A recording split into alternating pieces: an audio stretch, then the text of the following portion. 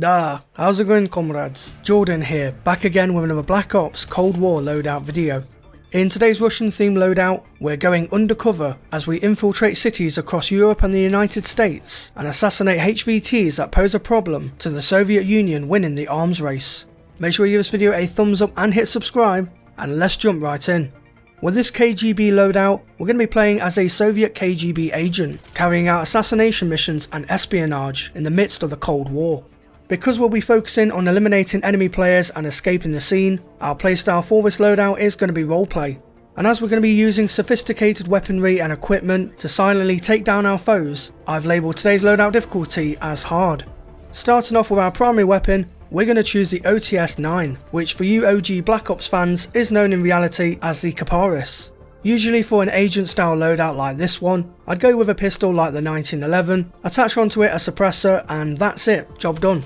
But as I've gone with the perk greed wildcard and not lawbreaker, which we'll talk more about later, we can alternatively use the Kiparis. The Kiparis wasn't a weapon used by KGB agents, but the Scorpion on the other hand was used in select operations carried out by the KGB.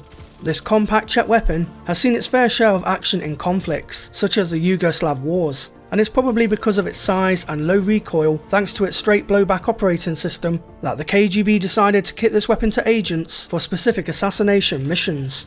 But there is some bad news. The Scorpion isn't in Cold War, but the closest weapon in terms of looks, feel and caliber to the Scorpion is the Kiparis or OTS-9. So we'll go with the Kiparis and base this configuration around the Scorpion's use by the Soviets.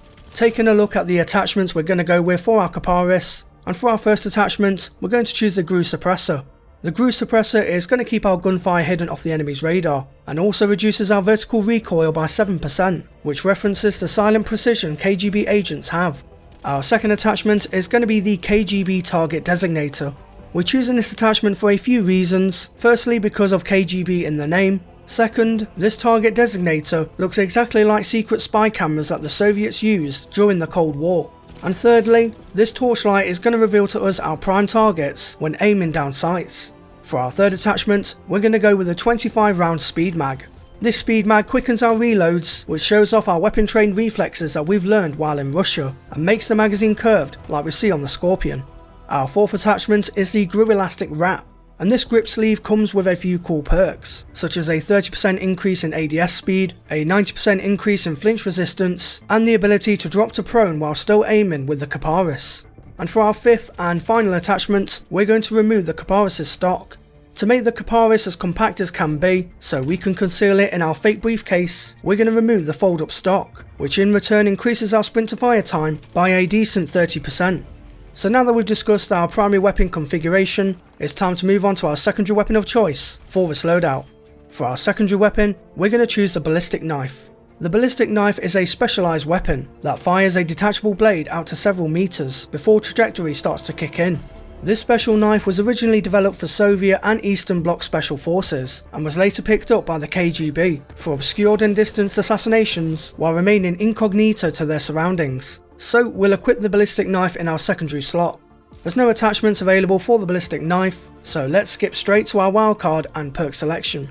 For this KGB class setup, we're going to take advantage of a bunch of stealthy and tactical perks that represent the traits of a great KGB agent. So for our wildcard, we're going to go with perk greed, granting us an additional perk from each tier. For our two tier 1 perks, we're going to choose engineer and forward intel. When entering into hotel rooms or meeting up with important clients, KGB agents have to be aware of hidden cameras, listening devices and other spy gadgets prying on us and our mission. Engineer lets us see enemy equipment and score streaks through walls and buildings, so we're aware of any US agents trying to gain information on us. As with forward intel, apart from the name being relevant to this setup, this perk increases our minimap coverage greatly and pings to us enemy locations whenever they respawn, so we'll have the heads up on where the bad guys are and know in advance where to hide before eliminating our opponents. For our two tier 2 perks, we're going to choose Assassin and Tracker. Assassin is an obvious perk choice given that the KGB carried out many assassinations, especially on people who knew critical information that could help the United States to foil the Soviets. With regards to Tracker, if a person or opposing agent discovers us snooping on them and they decide to make a run for it, our heightened senses thanks to Tracker will let us see where the agent has ran off to, so we can follow their tracks and grant no escape from death. And for our final 2 perks from tier 3, we're going to go with both Ghost and Ninja. KGB agents hide in plain sight and remain invisible on government radar in order to spy, kill without a trace and learn intel, and pass that intel onto the relevant security and governing bodies of the Soviet Union. Ghost keeps us invisible while on the move and fits perfectly with this KGB role.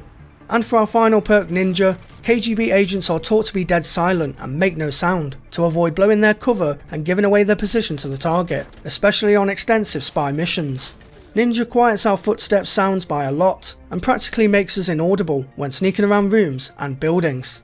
Moving on now to our equipment and field upgrade, and for our lethal equipment, we're going to choose C4. Car bombs and timed explosives were used by the KGB to dispose of any unwanted targets who threaten to throw obstacles in the way of the Soviets, like exposing government secrets and security intelligence to the West. In Cold War, we have the C4 explosive, which neatly comes packed inside a beiged bag, disguised and ready to detonate on cue. As for our tactical equipment, we're going to go with a stim shot. There have been many documented reports of KGB agents using poisonous chemicals and radioactive elements as a method of slowly killing their enemies and others in the process without drawing suspicion of their murderous crimes, and giving themselves enough time to flee from the crime scene and return back home for impunity. While the stim shot heals us in game, the syringe comes in a test tube like bottle, similar to ones the KGB use when handling dangerous substances like polonium-210 and ricin in order to poison their victims, so we'll make use of the stim shot for this reference. And lastly, for our field upgrade, we're choosing the field mic.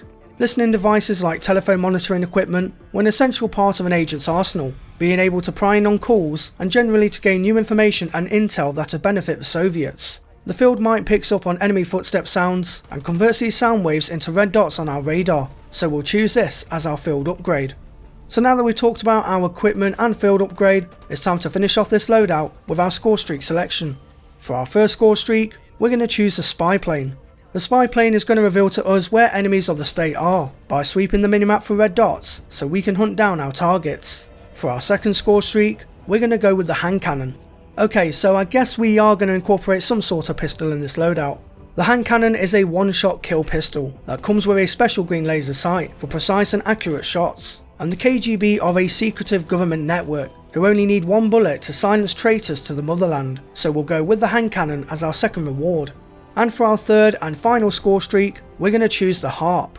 For pretty much the same reasons as the spy plane, we want to use any intel and reconnaissance available that will help us to locate those on our hit list. The high altitude reconnaissance plane, or HARP, exposes the enemy team on our minimap in real time, so we can chase them down and secure those assassinations, all in honour for the party. So troops, that wraps up my KGB loadout for Black Ops Cold War. Next time you boot up Cold War multiplayer, definitely give this class setup a try in game and give your loyalty to the motherland. If you did enjoy this loadout video, then give the video a thumbs up, I would appreciate it a lot, and make sure to subscribe and hit that bell notification button as well for more loadouts like this one. If you have any friends who might be interested in this sort of content, then share the video around with them to help give my loadout videos and my channel more widespread exposure. And if you want to see behind the scenes previews of my loadout videos, you can follow me on Twitter at jordanxbrookes for all the latest on there. So until the next video, I thank you all for watching, stay true to me troops, and I'll see you in game.